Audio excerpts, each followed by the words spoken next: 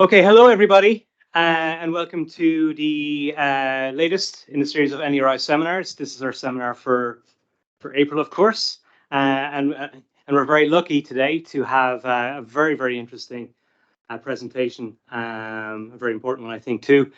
And we have two presenters. We have, first of all, though possibly not speaking in this order, Dave Quinn, who is a councillor in Laoghaire-Rathdown County Council, representing the Social Democrats, and he's on the steering committee of Basic Income Ireland. He is a co-founder of the Payroll Software Developers Association, and that assisted him in developing a relationship with the Revenue Commissioners, which helped in the rollout of the recent PAYE modernisation project, which I must speak to you again about. And we also have John Baker, Professor Emeritus in Equality Studies at University College Dublin.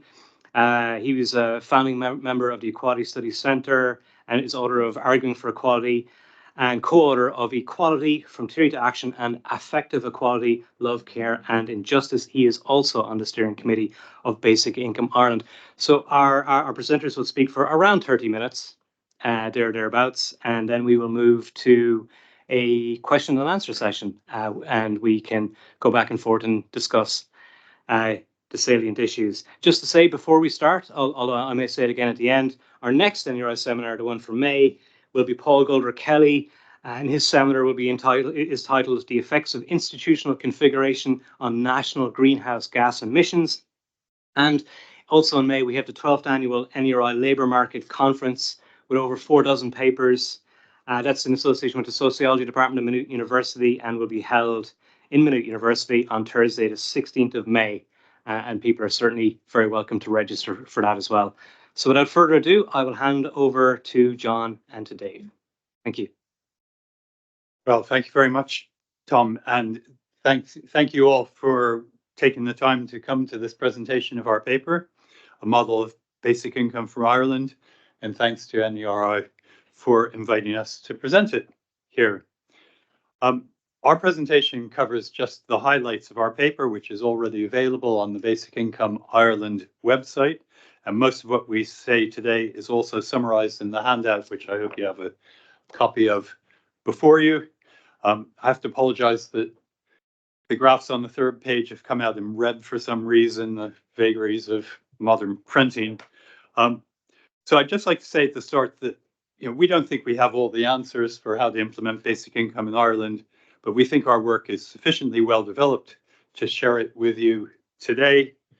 What we're presenting today isn't a blueprint for basic income, but a model of how it might be done and what might be considered a kind of proof of concept paper to show a structure for implementing basic income in Ireland. Now, as you probably already know, basic income is the proposal that the state should make a regular payment to every individual resident, regardless of circumstances, without any means test or work requirement, and the full basic income would be enough to live a frugal but decent life without additional income. Now, our paper starts with a brief summary of the case for basic income. There are many arguments for basic income globally, and here in Basic Income Ireland, we tend to summarize them under 3 main headings. First of all, a caring society. And the core of the appeal of basic income is that in conjunction with a strong set of public services, it would help to make every person confident that they could satisfy their basic needs. Now, we all need public services like education and healthcare, and basic income advocates absolutely agree that these services need to be provided for all. But we also all need things that only money can buy, and so we all need to be sure that we have enough money to buy those things that we need. And by putting money into everyone's pocket on a regular basis, basic income is a clear and effective way of meeting that need. The second heading of the case for basic income that we use is quality of life.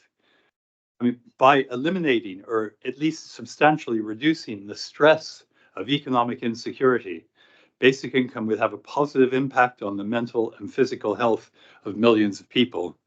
It would support people to do important things like caring for others, volunteering in the community, studying, doing creative work, and all those other valuable things that you often feel you ought to do, but you can't always get paid to do. It would also give people much more freedom to leave bad situations, including bad jobs and bad relationships. And finally, under the heading of a dynamic economy, basic income would support economic innovation by making it easier to start new businesses or develop a new product. It would support people to improve their skills. It would make it easier for unemployed people to take up job opportunities because they wouldn't risk losing their benefits. It would help people to change jobs. It would support small farmers. It would help to support aggregate demand during economic downturns. So these and other arguments for basic income have been around for years, and evidence for many of the empirical claims that they rely on has now been provided by research on the dozens of basic income pilot projects that have taken place worldwide, including the basic income for the arts pilot that's currently operating in Ireland. Now, how to assess that evidence and its limitations is a widely discussed issue among researchers, but it's not our business today. In our paper, we take the case for basic income for granted. Now, the object of our paper is to see how, if basic income were to be primarily funded by taxes on personal income, it could be done in a way that meets four key objectives. First of all, a more equal distribution of net income after taxes and transfer. And in general, both Dave and I, being egalitarians, would favor a much more equal distribution of income in Ireland than we have at the moment. But for the purposes of this exercise, all we're looking for is a moderately more equal distribution of income. Secondly, we'd like to maintain or improve progressive rates of effective tax, where effective tax is defined as in the handout as your total tax minus your basic income, all divided by what we call your market income, your income from other sources. So it can be a positive or a negative number. Thirdly, we aim to provide a basic income that is relatively high and is paid to all adults in a manner that it's economically feasible. And here are the two criteria that we're particularly concerned with are that there is no significant impact on overall state finances, and that we avoid tax rates that are widely considered too high, though there again, some people might think that they're not high enough. And finally, we want to have a transparent, acceptable funding mechanism for basic income. Now, it's widely assumed that a high level of basic income and a progressive tax structure can only be met at a prohibitively high level of taxation and by a schedule of taxes that are low on the first band of income and higher on higher bands. And that's the approach taken by recent reports in Ireland that have often dismissed basic income as being unaffordable, but we propose a different analysis.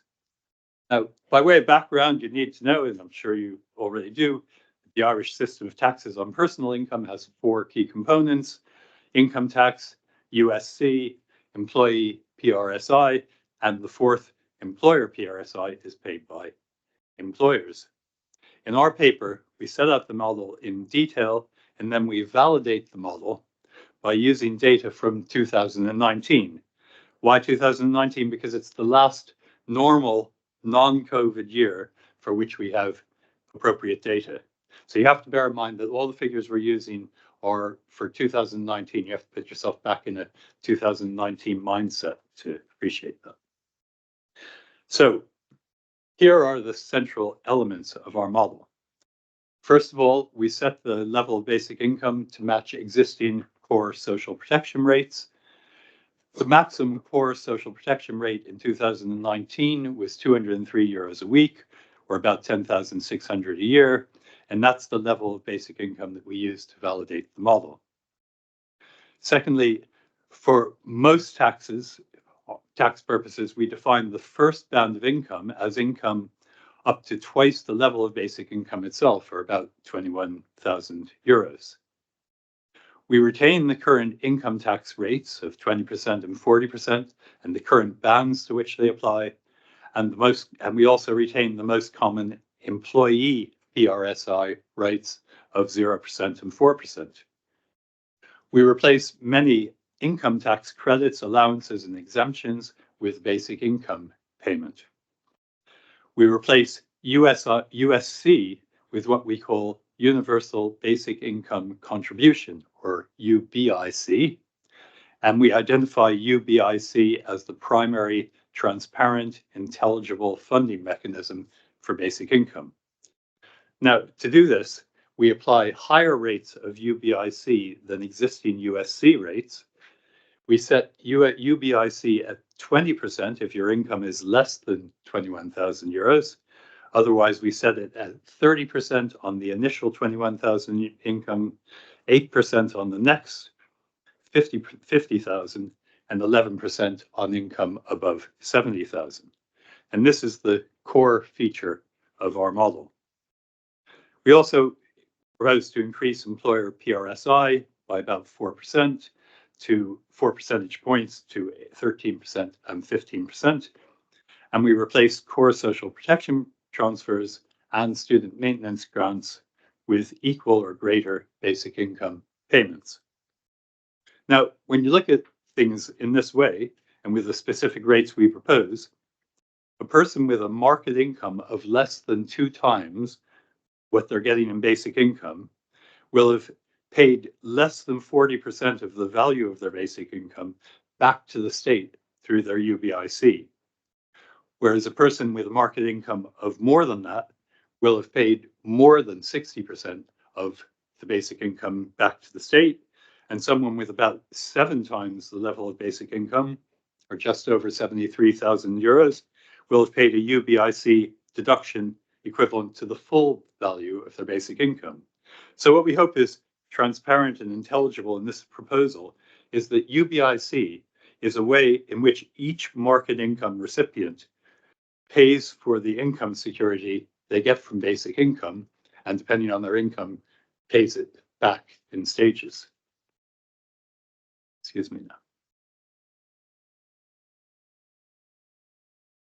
Now, what's unusual about our model is that the UBIC rate for, okay, sorry, I got distracted there. What's unusual about our model is that the UBIC rate for the first band of income is higher than it is for higher bands of income. And that means that the overall rate of deductions, UBIC and other taxes, for the first band of income is higher than on the second band. Many people find that kind of counterintuitive or regressive. I mean, that's kind of weird to have a higher rate on the lowest band of income. So what's the case for that? Well, at one level, the case is that it's an effective approach to funding because in general, for any rate of tax, the state receives more from a tax on a lower band of income than it receives from the same band of same rate of tax on a higher band of income, simply because there are more taxpayers in the lower band of income. But of course, that approach would only be justified if it's consistent with the primary purposes of basic income, which are, first of all, to provide greater financial security and flexibility to everyone, and in particular, to provide support for people with low incomes. And this is why, one reason why we apply a lower rate of UBIC to low incomes while still recovering some of the total expenditure on basic income from their market incomes. For people with higher basic incomes, with higher market incomes, the 30% rate helps to recover a greater proportion of basic income expenditure, while people still benefit from the security and flexibility of the basic income system. Many benefit financially too, as Dave will elaborate in a moment. These benefits can all be achieved without increasing top rates of tax beyond their current maximum. So the key overall point here is that these rates of UBIC, however counterintuitive they may seem, work within an overall package we've put together to achieve all of our main aims. And in particular, we continue to have a progressive structure of effective tax rates. So that's the overall structure of it. And now I'm going to hand over to Dave to take you through validating the model using 2019 figures. Thanks. Great. Thanks very much, John, and echoing the welcome to everybody here. So, to generate our model, we look at some specific key sources of data. First of all, we count how many people, and to do that, we use the two census results from 2016 and 2022 in order to extrapolate the number of individuals were in the country in 2019. We then look at the key revenue statistics, and specifically what we're looking for is what John called market income. In other words, income earned before the deduction of any pension or any taxes, but also income that excludes specific social protection payments, which themselves, as we know, are taxable, some of them. So to do that, we're going to refer to what revenue called USC income. Unfortunately, revenue data is somewhat difficult to manipulate because they also use something called individualized gross income distribution, which lists all the individuals into different income bands, showing the value of the income within those bands. But they also, in separate information, provide information with respect to tax units. And by tax units, they mean married couples as well as individuals. So there's a bit of a work to do to try to extract the exact level of data that we actually need to do this model. Separately, we also use the cost of tax expenditures, which is listed in our paper. And these show the cost of over 130 tax credits and allowances, various headings. And we use those in order to measure the effects of replacing the standard tax credits with our basic income payment.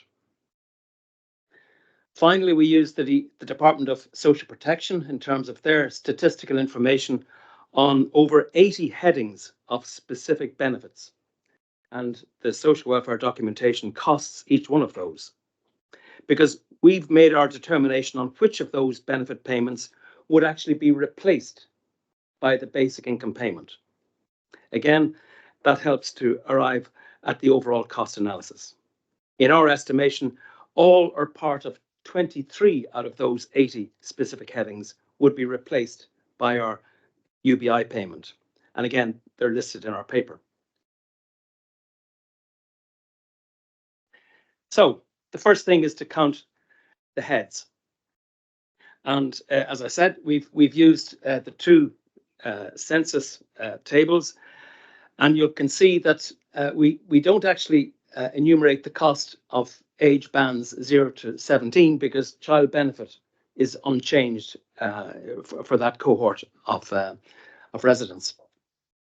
The 18 to 65 cohort are in receipt of €203 per week, which, as John said, is 10,593 per annum.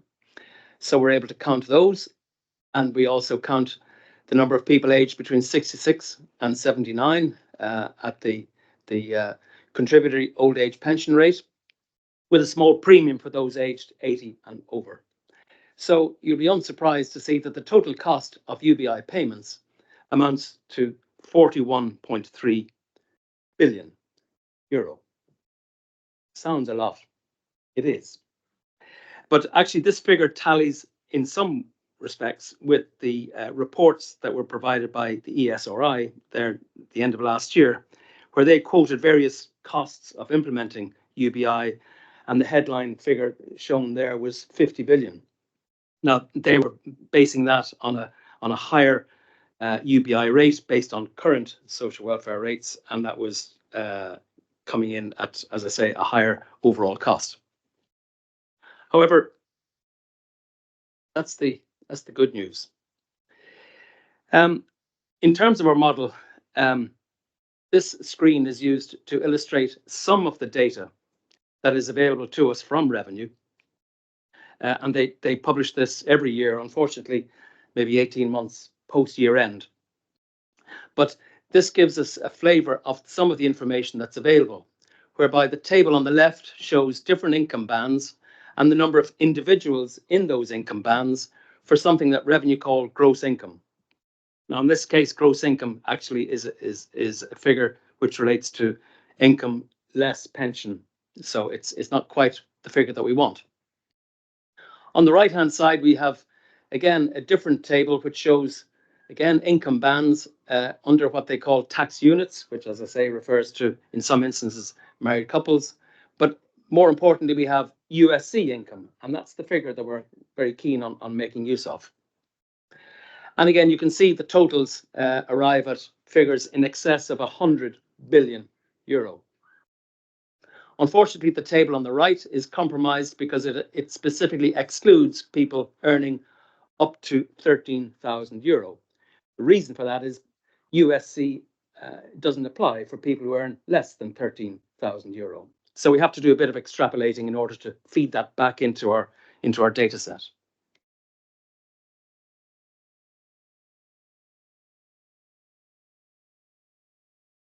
To move it on. Yeah.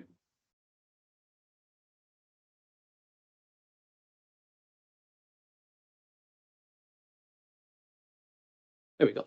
Great. So John has mentioned the changes to our USC, or what we call UBIC, and also changes to employer PRSI. Again, just to repeat what John has said earlier regarding UBIC, we've got 20% for those earning less than 21,000. For those earning more than 21,000, we have 30% on that band, and then dropping to 8%, and then going up to 11% once you earn over 70,000. In the case of employer PRSI, we're going from the 2019 rates of about 9% and 11% to 13 and 15 respectively. One small note with respect to PRSI, we should remember that in Ireland, current rates of employer PRSI are much, much lower than exist in European countries and elsewhere. And our paper lists all the different countries in the EU, together with the United States and the UK, showing the different rates that apply. And we are very much at the bottom. So just to bear that in mind. But based on these rates and applying these rates to the figures of the number of tax individuals, tax units, and different income bands, we're able to recalculate what would the UBIC receipts be based on these rates. What would the employer PRSI be at these new rates? So unsurprisingly, the biggest additional contribution is going to come from UBIC. In fact, the USC, the current USC as in 2019 of 3.8 billion would be replaced by a revised figure of 19.7 billion, an increase of 16 billion. Income tax receipts would also go up by approximately 7 billion due to the removal of the standard tax credits, which, as we said earlier, will be replaced by the basic income payment. PRSI, as we can see, goes up by 3.7 billion. Based on our own review of the Social Welfare Code, we've enumerated the replacement cost of those 23 core social protection supports that will be replaced by UBI, and we arrive at a figure of 14.3 billion euro. And if we tot all that up, we come to the same figure. In other words, we submit that the 41 billion of payout of UBI payments can be met in full with no change to the state's financial position.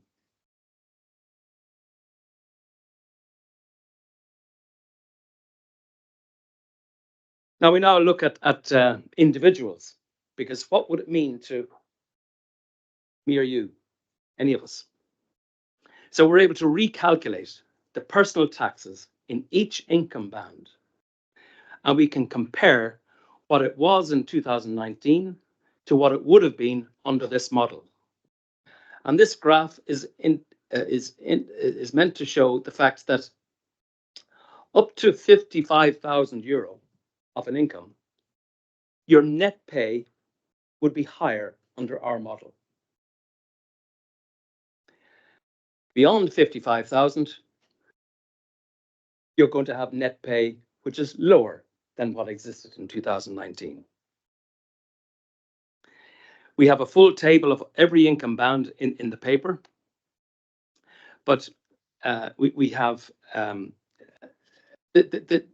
can enumerate each of the income bands and we can tot them all up. And overall, the people who are earning less than 55,000 in 2019 amount to approximately 3 million individuals. So they will be better off under this model. Those who will, quote unquote, lose out in terms of net pay amount to 0.5, half a million individuals. This is income redistribution. Now we could change the figures and make it more extensive than that, and some of us would like to see a more significant level of income redistribution. We believe this is fairly modest, but this level of income redistribution is more than sufficient to cover the costs that we're talking about.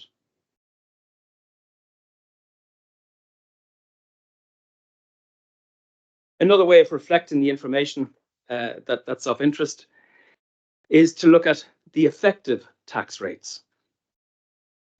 I'm not sure if you can see, but on the rows, the third row down, or the fourth row down is 0. So in other words, we have we have negative effective tax rates for those earning less than 21,000. In other words, they have higher net pay than gross pay because the basic income is pushing up their net pay more than the tax and UBIC that they're being deducted. So that again is a little counterintuitive, but that needs to be appreciated. But more interestingly, for those on the higher levels, their effective tax rates never go beyond 50%. So some of the narrative that surrounds UBI, that in fact it's hugely expensive and it would result in very high tax rates, particularly those at the higher end, that's bogus. That's false. And our model shows it.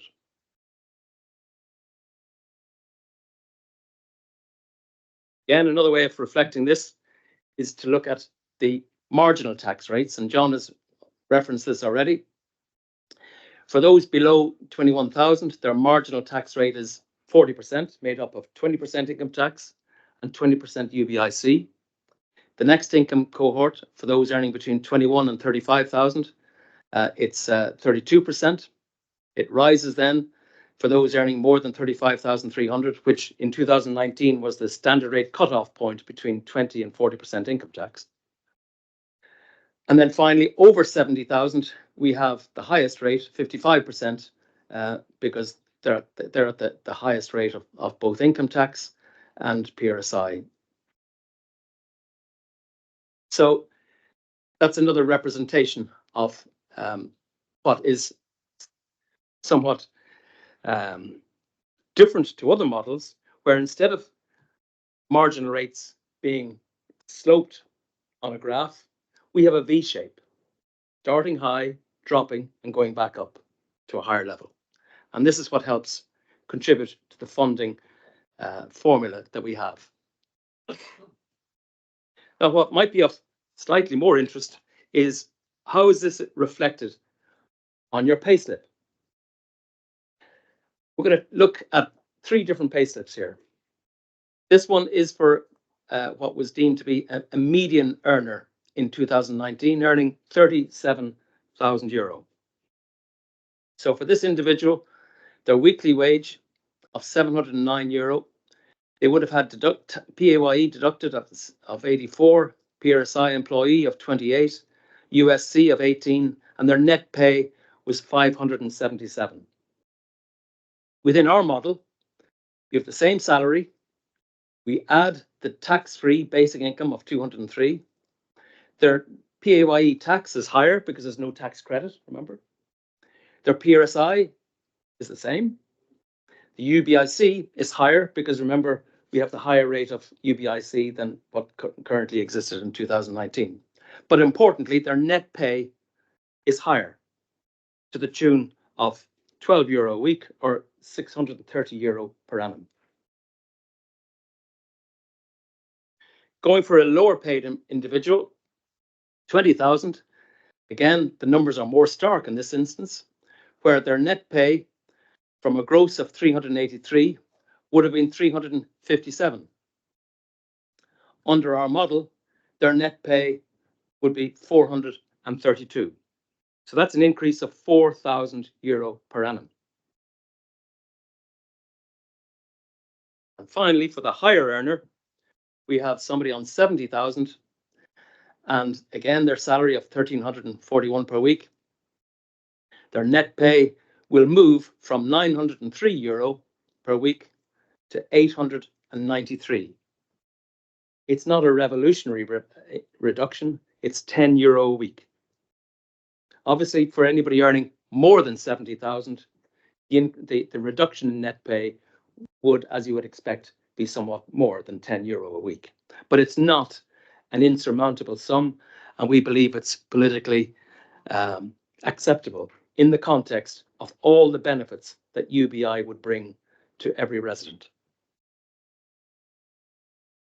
So that's the numbers. Can I give you back to John? Okay, so that's, now I get back to the easy narrative stuff. I don't have to talk about numbers. But to conclude, we set up with 4 main aims. We reckon that we've achieved all 4 of those aims. We have a more equal distribution of net income. We've improved progressive rates of effective tax. We support a relatively high basic income paid to all adults that has no significant impact on overall state finances and avoids tax rates that might scare the horses. And it incorporates a transparent, acceptable funding mechanism in the form of UBIC. Now, nothing that we've said today should be construed as a commitment to securing that all the extra funding for basic income should come from taxes on personal income. Our intentions are much more modest. It's to show that if we wanted to fund basic income from these taxes, it could be done using the existing tax architecture, all the systems that are already in place, the revenue is already, and employers are already using. We could use all that software to create a basic income that is egalitarian, progressive, economically feasible, and politically acceptable. And if our presentation has piqued your interest, I hope you'll read our full paper, which is available, as I said, on our website. Now, just before finishing up, we just had a few questions that we'd like your views on, though, of course, you're free to say whatever you like. But first of all, we'd be very interested in hearing your general view of the model as a whole. Secondly, we know that it would benefit from micro-simulation, so if anyone has any advice on how we could go about doing that, we'd be glad to hear it. Thirdly, our model is entirely static, so we haven't investigated the dynamic effects of the model, and we'd be interested in hearing anyone's hypotheses about what these dynamic effects would be and how you think they might be tested.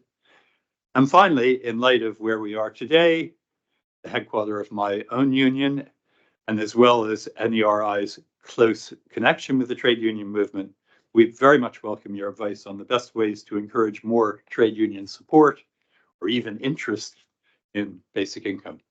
Thank you very much. We're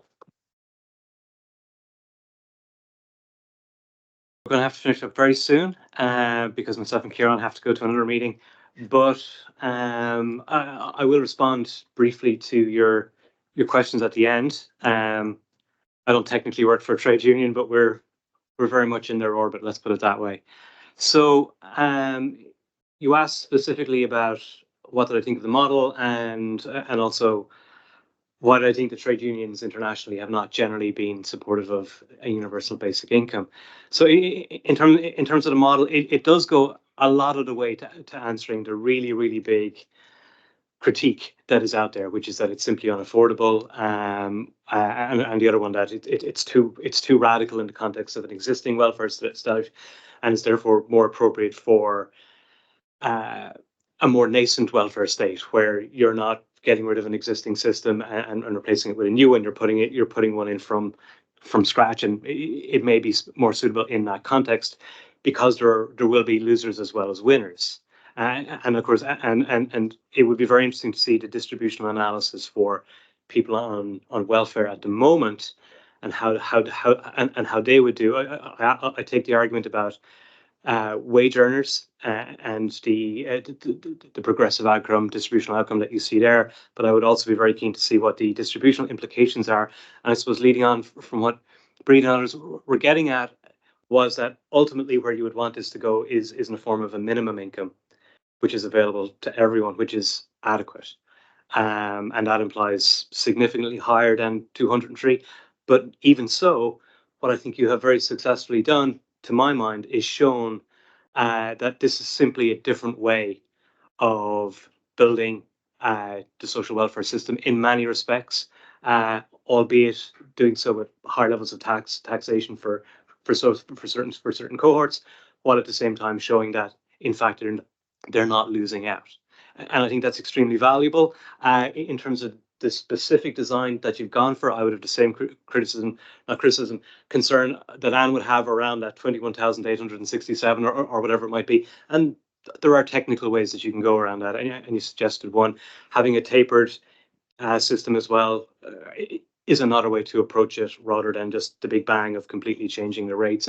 And you would want to have a system ultimately, I think, where you aren't charging the different rates on the entirety of an income, but you would ramp it up stage by stage. But again, that can absolutely be resolved.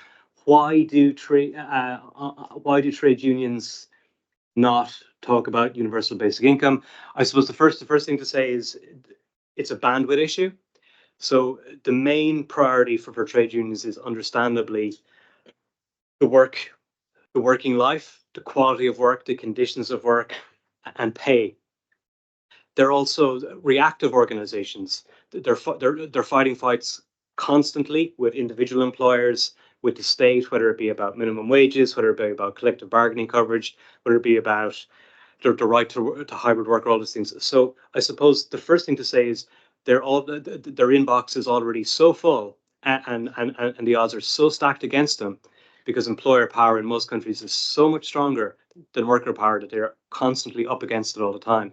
And I suppose that is why their focus is on all of those issues, the workplace per se, and therefore universal basic income is seen as being, well, that's about the welfare system. That's how they would perceive it, and our focus, or their focus as trade unions, is on the world of work itself. In terms of the impact upon membership, and obviously Alan touched upon this, it's to me theoretically ambiguous what the effect would be. On one case, you could argue, well, we don't need trade union because we can walk away from our job, and we have perhaps an adequate income on the other side. But the other thing is, it gives you more power on the union side to say, well, actually, you don't have to treat us that way. So it's not clear to me a priori how that would actually play out. So I would say the bandwidth is the main thing. That it's not that they're hostile. It's just that it's a tier 2 issue for them, because there are already so many tier 1 issues. The second one, of course, is there is a concern, obviously, about the cost. You have shown a way to address that, because obviously the fear is that it would be the thin end of the wedge, and often many of the people that they hear about advocating UBI are your Peter Thiels of the world and Elon Musk's of the world, and those type of people are talking about automation is going to kill all your jobs, but that's okay, we'll give you universal basic income. And I know that's not what anyone in this room is saying, but when people hear about it, and it's in the front page of the Irish Independent or whatever it might be, that's often the perspective that they hear, and therefore they're immediately, no, we want to save our jobs instead, and we want to have dignity in that way. So that's one of the concerns in terms of that thin end of the wedge. But the other one is that it's often seen as competing universal basic services. And I know someone from the Social Democrats would obviously highly respect the notion of universal basic services, but there is that, it is seen as that's the tension, that this is actually a way of essentially privatizing everything, and we'll just give everyone an income instead, and we'll just make it about cash transfers, and it'll be like the progressive Democrats all over again to type. So I think that's another perspective within the trade union movement about why that fear would be there. And of course, the public sector is a very, very large component of the trade union movement in every country, and they would say, oh, this could be an attack on our terms and conditions. So I think those are the reasons why the trade union movement internationally has always been a little bit afraid of the notion of universal basic income. But what I think you're doing here is you're showing that UBI and UBS, universal basic services, don't actually need to be an either-or proposition. And that's why this is a very, very useful contribution, frankly. And I think you've done it correctly at first to show that, look, we can make this work fiscally.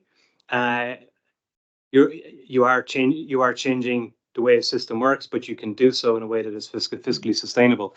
Then you have to get to the situation where you take it to another level and show, well, how can we do it in such a way that provides that guaranteed minimum income and that adequacy piece in terms of welfare rates and in terms of people's incomes. And I think that can be redesigned. It will cost more money, and that's okay.